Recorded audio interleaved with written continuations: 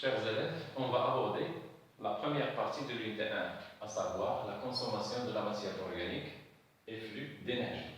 Mais avant cela, on va commencer par quelques notions. La première notion concerne ce qu'on appelle l'ATP. Donc, qu'est-ce que l'ATP?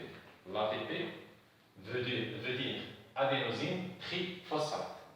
C'est une molécule riche en énergie au niveau de la cellule. C'est la monnaie de la cellule.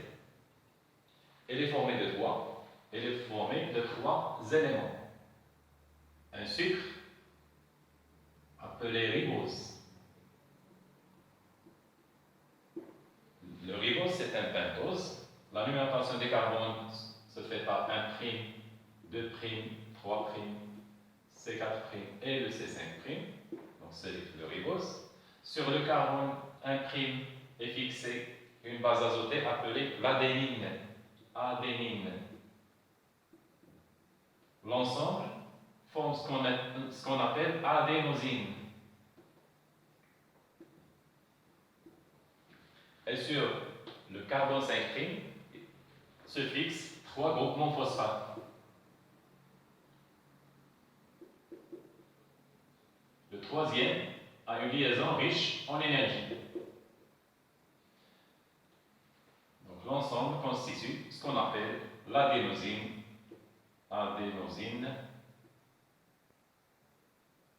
Triphosphate.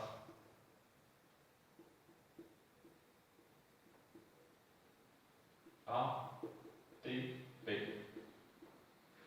Donc l'adénosine triphosphate. Cette liaison est riche en énergie. La cellule peut hydrolyser cette liaison, c'est-à-dire l'hydrolyse de l'ATP. Une molécule d'ATP plus une molécule d'H2O va donner l'ADP plus PI plus énergie. La réaction, c'est une hydrolyse de l'ATP. Hydrolyse. L'enzyme responsable, c'est l'ATPase. ATPase.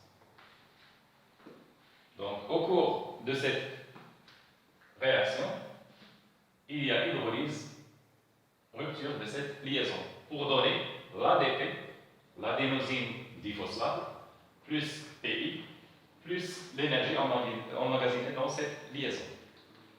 Donc la réaction, c'est une hydrolyse. Quand est-ce que la cellule fait l'hydrolyse de l'ATP ou bien hydrolyse de l'ATP? Quand elle a besoin d'énergie. Par exemple, si la cellule a besoin de faire une réaction C plus D, cette réaction nécessite l'énergie. On suppose que cette réaction nécessite l'énergie. Que fait la cellule? Avec l'énergie de l'hydrolyse, va réaliser cette réaction pour donner un produit, par exemple G. Donc, pour obtenir l'énergie nécessaire à cette réaction, la cellule a hydrolysé l'ATP. Par contre, si la cellule a un excès d'énergie, par exemple, suite à une réaction G plus E, la réaction va donner un produit F avec libération d'énergie. Dans ce cas, la cellule a un excès d'énergie, il va l'emmagasiner dans une molécule d'ATP. Suite à une réaction appelée phosphorylation, l'ADP plus PI plus énergie donne l'ATP plus H2O. Donc, il a emmagasiné l'énergie dans une molécule d'ATP suite à une réaction appelée phosphorylation. Donc, je vais mettre phosphorylation. Phosphorylation. L'enzyme, c'est l'ATP, synthase. ATP, synthase. Donc, la cellule, soit il hydrolyse l'ATP si elle a besoin d'énergie, ou bien il réalise la phosphorylation si elle a un excès d'énergie. On passe maintenant à une deuxième notion concernant la notion d'oxydoréduction. Oxydoréduction. qu'est-ce que l'oxydoréduction? On va prendre un transporteur qu'on va utiliser dans ce cours, appelé le NAD+.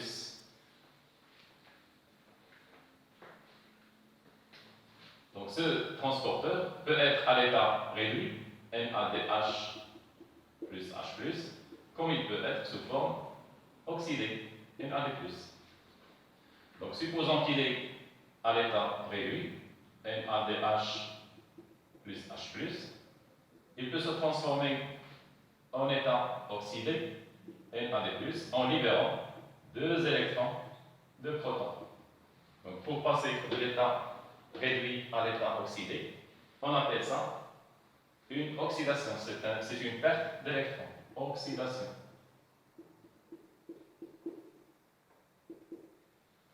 À l'inverse, le NAD+, qui est la forme oxydée, peut se transformer en forme réduite en captant 2 électrons et 2 protons. C'est-à-dire il gagne 2 électrons, 2 protons et se transforme à l'état réduit. Donc il y a gain d'électrons, on appelle ça une réduction. Donc quelle est la différence entre oxydation et réduction? L'oxydation c'est une perte d'électrons et la réduction c'est un gain d'électrons. De même, l'oxygène, un demi-O2, peut capter 2 électrons plus 2 protons pour donner H2O. Donc l'oxygène, le dioxygène ou bien un atome d'oxygène a gagné 2 électrons de protons. Il a passé de l'état oxydé à l'état réduit, on appelle ça une réduction. Donc on passe maintenant, petit 3, la notion de hialoplasme. Qu'est-ce qu'un hialoplasme? Le hialoplasme.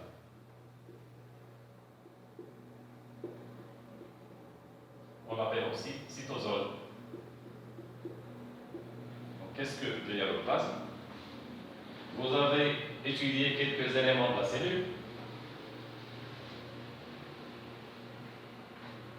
On a par exemple pour une cellule animale une membrane plasmique ou bien cytoplasmique. Membrane cytoplasmique. À l'intérieur de la cellule, il y a les organes cellulaires, par exemple le noyau, les mitochondries,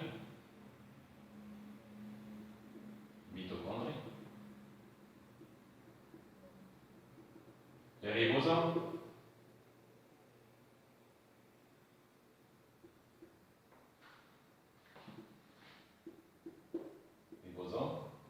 etc. L'intérieur de la cellule est appelé cytoplasme. Cytoplasme. Donc, si on enlève les organites cellulaires du cytoplasme, qu'est-ce qui reste au niveau de la cellule? Il reste une phase liquide appelée hyaloplasme ou bien cytosol. Donc, qu'est-ce que le hyaloplasme? Le hyaloplasme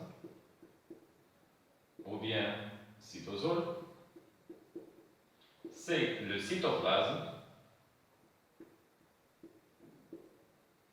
moins, c'est-à-dire dépourvu des organites cellulaires.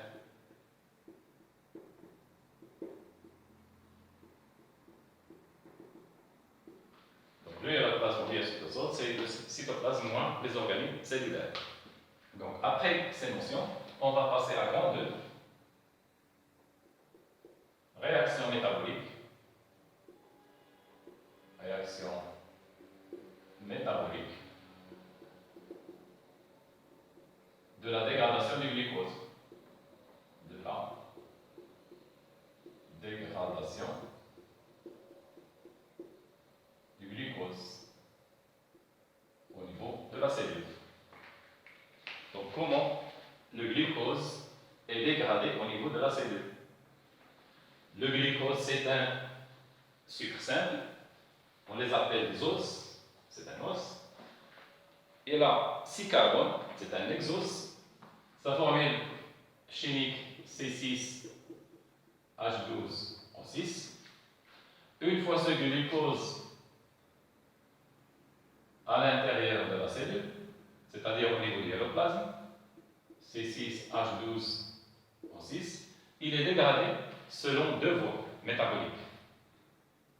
Une voie qui nécessite la présence du dioxygène est appelée respiration cellulaire.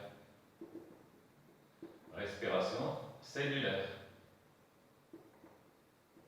Et une autre voie qui ne nécessite pas la présence d'oxygène est appelée fermentation. Donc il y a plusieurs types de fermentation. À notre niveau, on va se contenter de deux types. La fermentation lactique et la fermentation alcoolique.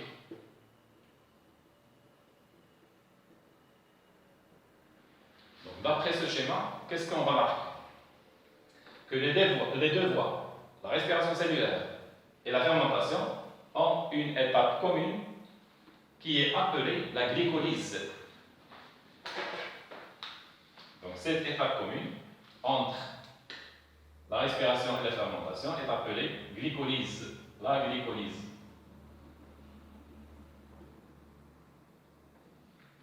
Donc la glycolyse, c'est une étape de la dégradation du glucose commune à la fermentation et à la respiration cellulaire. Donc maintenant, on va voir quelles sont les étapes de cette glycolyse.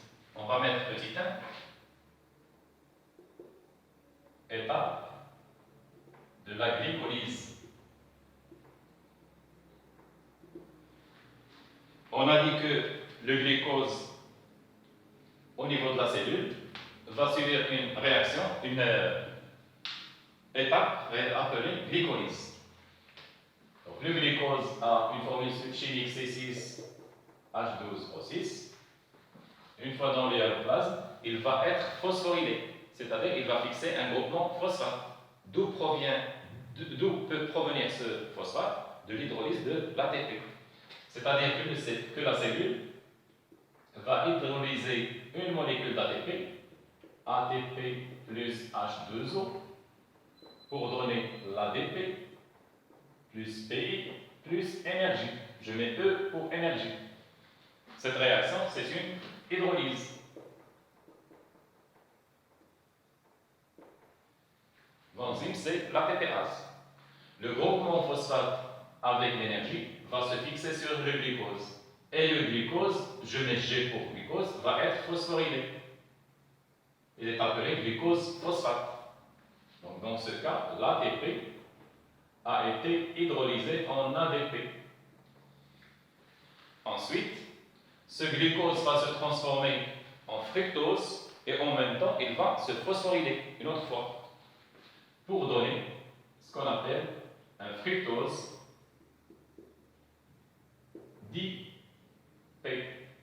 diphosphate. Le glucose a la même formule chimique que le fructose, c'est 6H12O6, sauf que le glucose a une forme cyclique sous forme d'hexagone.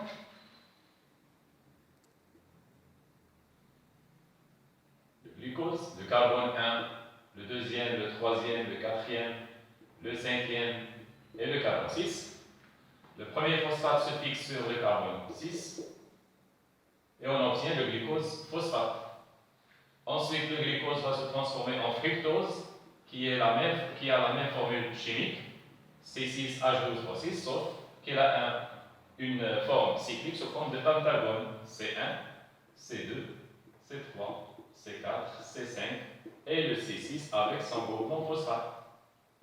Et on obtient un fructose phosphate. Ensuite, une deuxième molécule d'ATP va être hydrolysée et le phosphate se fixe sur le carbone 1. On obtient un fructose diphosphate. Donc la première étape de la glycolyse, c'est la formation du fructose diphosphate. Deuxième étape, ce fructose diphosphate va être scindé en deux molécules. Chaque molécule a 3 carbones avec un phosphate. 3 carbones avec un phosphate. On On appelle ça un glycéraldéhyde phosphate. Donc, deux molécules de glycéraldéhyde phosphate. C3P, une autre molécule à 3 carbones avec un groupement phosphate. Donc, glycéraldéhyde phosphate. Ce glycéraldéhyde phosphate va être oxydé. Qu'est-ce qu'une oxydation? C'est une perte d'électrons, c'est-à-dire qu'il va perdre des électrons. Qui va capter les électrons? C'est le transporteur. Donc, le glycéraldéhyde va être oxydé, le transporteur va être réduit en NADH plus H+, et en même temps, le glycéraldéhyde en s'oxydant va fixer un groupement phosphate. Qu'est-ce qu'il va donner? Il va donner un diphospho de phosphate, un diphosphoglycérate. Diphosphoglycérate. La même chose pour cette molécule. Il va être phosphorylé et oxydé en même temps. Le transporteur, lui, est réduit en NADH plus H+. Le résultat, un diphosphoglycérate. Diphosphoglycérate. Donc la deuxième étape, c'est la formation du diphosphoglycérate. Enfin, la dernière étape, ce diphosphoglycérate va perdre ses phosphates. Il va libérer les phosphates pour être capté par deux molécules d'ADP, c'est-à-dire deux molécules d'ADP. Chacune va capter un groupement phosphate pour se transformer en ATP. Et le diphosphoglycérate va se transformer en CH3, CO, COH, qui n'est que l'acide pyruvique. L'acide pyruvique. La même chose pour l'autre molécule. Donc 2 ADP vont donner 2 ATP. Et le diphosphoglycérate va donner l'acide pyruvique qui est CH3, CO, COH. Acide pyruvique.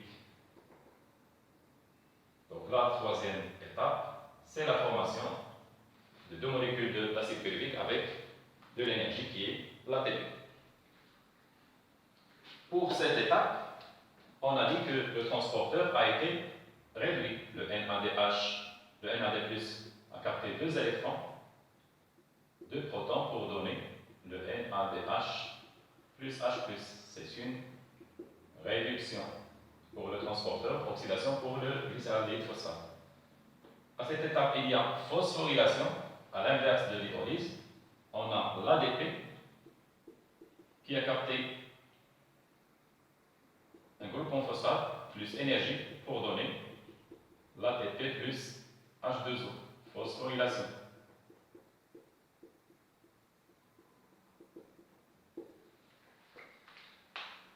La glycolyse a 10 étapes, mais on a condensé ces 10 à notre niveau en 3 étapes seulement. Quelle est la réaction globale de la glycolyse? Donc, au cours de cette glycolyse, la cellule a consommé une molécule de glucose, 2 molécules d'ATP, 2 molécules d'ATP, 2 groupements phosphate, 2 NAD+, et 4 ADP. Donc, pour trouver la réaction bilan, on va mettre C6, H12 pour 6, plus 2 ATP, plus 2 NAD+, plus 2 PI, plus 4 ADP. Qu'est-ce qu'elle a produit cette cellule? 2 acides pyruviques, 2 ADP, 2 NADH plus H+, 4 ATP. Donc on va commencer par les acides pyruviques. Il a donné 2 CH3, CO, COH, 2 ADP, 2 NADH plus H+, et 4 ATP.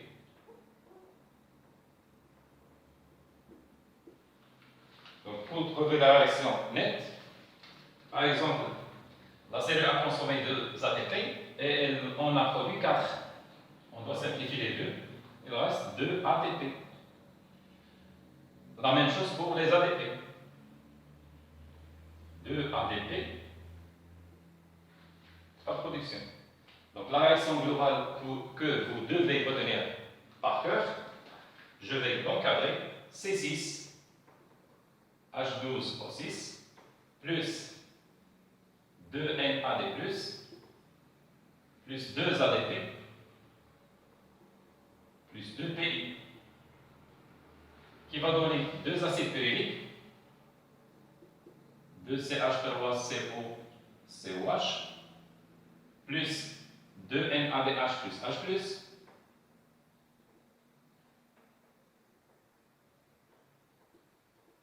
plus 2 ADP.